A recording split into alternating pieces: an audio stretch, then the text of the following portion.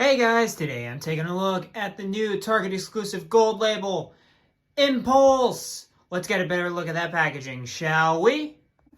And getting a better look at the packaging here, of course, we have the DC Multiverse logo around there, Impulse right there, of course the contents right there with the little gold label kind of sticker thing right there. It's not a sticker, but it's there. We got the DC Multiverse logo right here. Nameplate of the character, which is Impulse.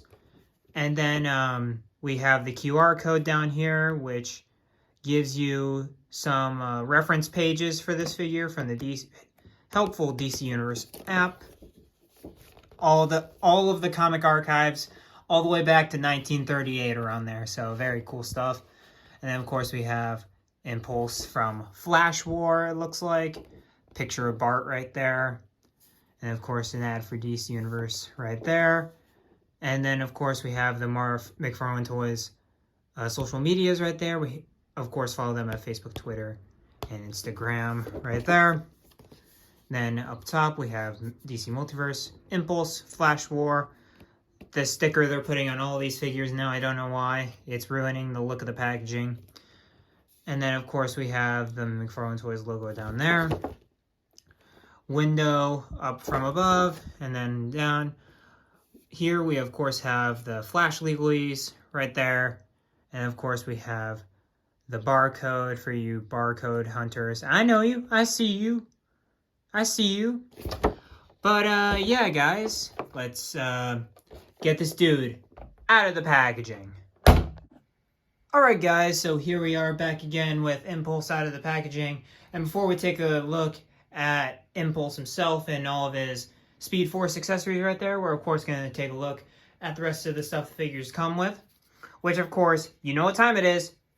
It's time to review the base. You know, you got the standard hockey puck here with the DC logo right there, one peg right there, and then you got the, oh, we're back to the four circles on the back. The saga continues. Saga confusion, more like it. And then, of course, we have this card, which has this awesome-looking panel of Impulse right there from Flash War. And then on the back, it's basically all you need to know is that, yeah, he's a time traveler. Except he's not from... He's Barry's grandson. He's not a time-traveling speedster from the 31st century. That's Thawne! Ah! That annoys me. So Impulse, basically, his name is Bart Allen, as you saw on the card. He is Barry Allen's grandson. That means Barry's kids, Dawn and Don.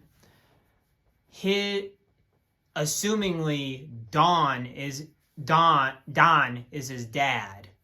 So Bart Allen. That's his relation to Barry and Wally and all of them. But yeah, he's from, I believe it's 30 years from now, from whenever now is. So he'd kind of be an adult when, actually I guess he'd be like 30. He'd be 30 basically when Batman Beyond's doing his thing, to give you a time frame. But of course, that description was horrible. That was a solid that was a 0 out of 10. Like, all that it told you is that he's they basically made him Thawne but not evil. And then I don't know about here because I haven't been reading Flash much, but he's Barry's grandson, unlike in the show where he's just his son, but I understand why they did that there.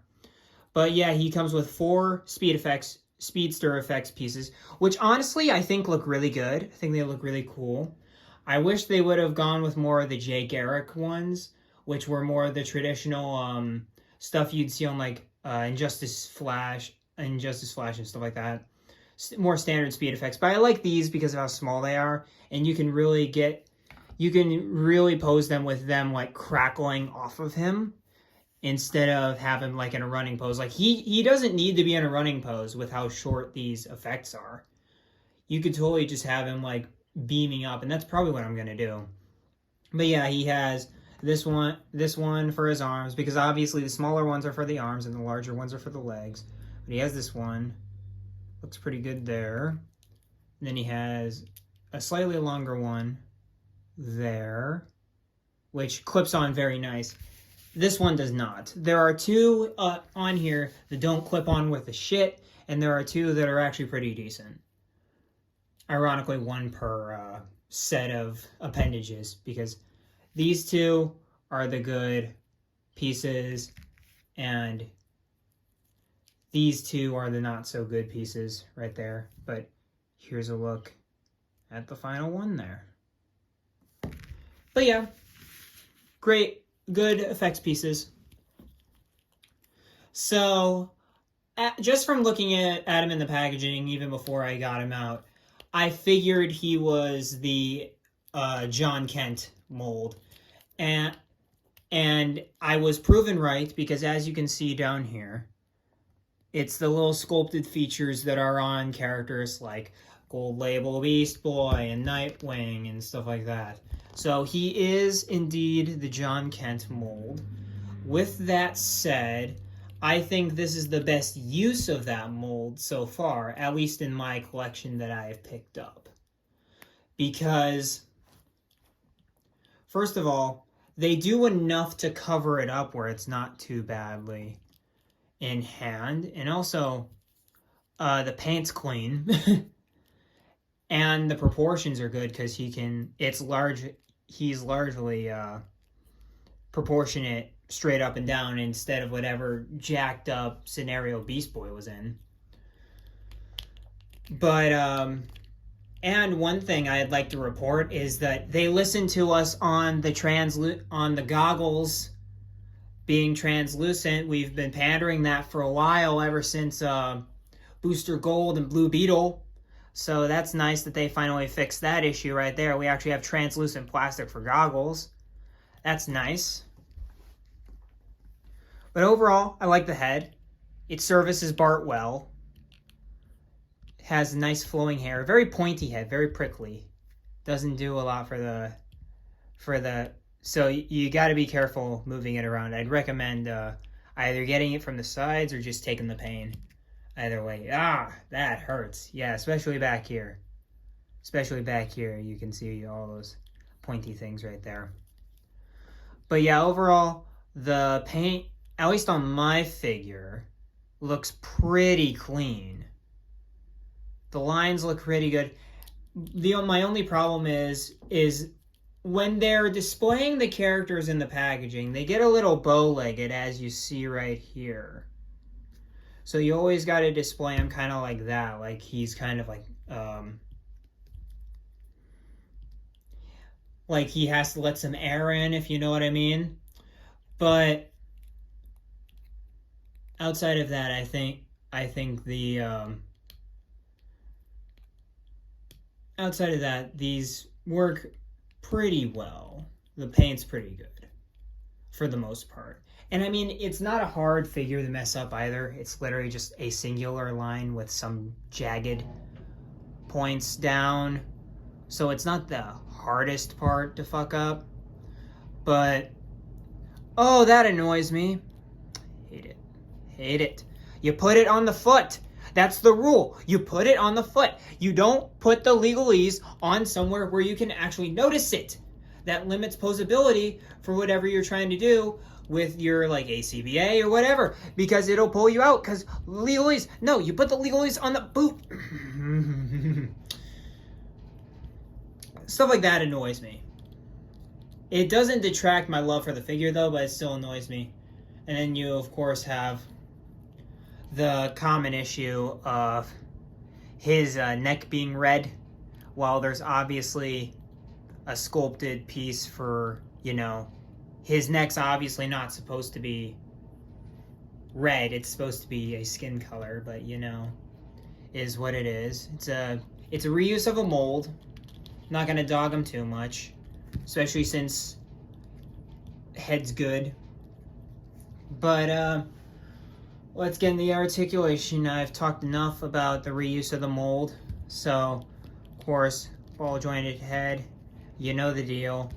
We can look up pretty decently far.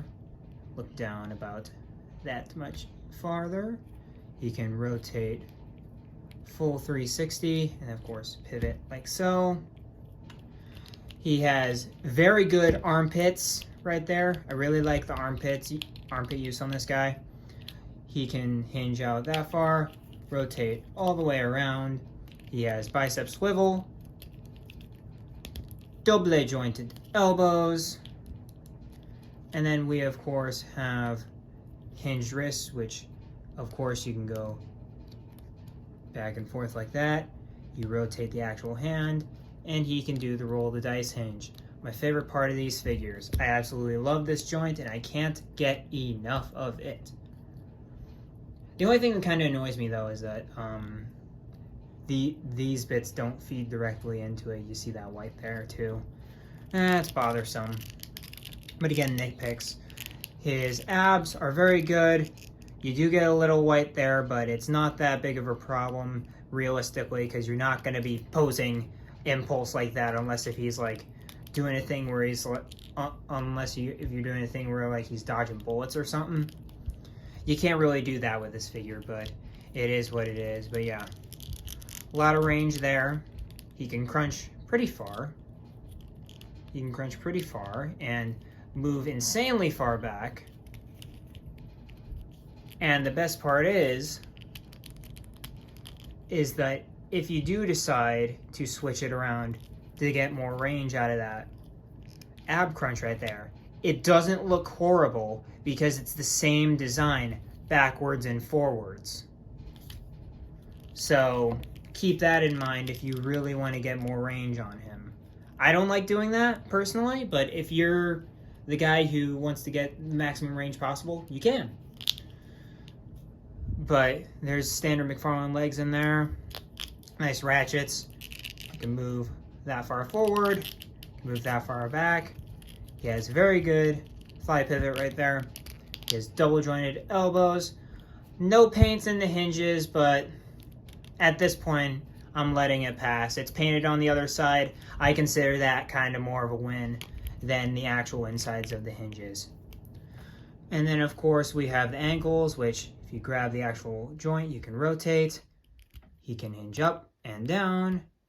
He has ankle rocker rotation right there, and of course toe articulation at the bottom. So very good articulation for being a speedster. And here of course we have our Flash family out of my collection so far. I unfortunately have not picked up any of the Barry Allen releases because both of them were before my time collecting this line actually. McFarlane hasn't released a good Flash in a while. Just a good Flash in a while. So hopefully with that Flashpoint we'll get Barry in here. But for now, we of course have the Golden Age Jay Garrick figure. Absolutely fantastic figure. Love that figure. And the Wally West Rebirth Flash over there, which was great. It's a good figure, but my personal figure has started to get loose, and it's starting to show his age with, of course, the holes and stuff like that. So it really looks weird without all the Speed Force effects in him. But yeah, it's always cool to see the old and the new kind of there. Jay kind of being that mentor role, and of course Bart standing next to his Flash, because when Bart showed up, Barry wasn't the Flash. He was quote-unquote dead after Crisis, and Wally was running around as the Scarlet Speedster, and he became Wally's Kid Flash after a while. So yeah, interesting stuff right there. And he even became the Flash at one point, which was kind of weird, not gonna lie. And since I don't have any members of Young Justice, I haven't picked up the Superboy yet, or any of the Tim Drakes yet. I'm waiting for that 90s Robin to come out. So in the meantime, we have this kind of mixed version of the young Teen Titans from, I guess, the Rebirth era, kinda.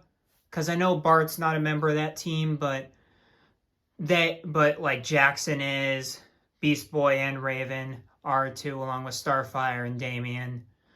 But yeah, overall, he looks good with some Titans here too. So props for that, for making him very versatile. And the fact that he's shorter than Raven.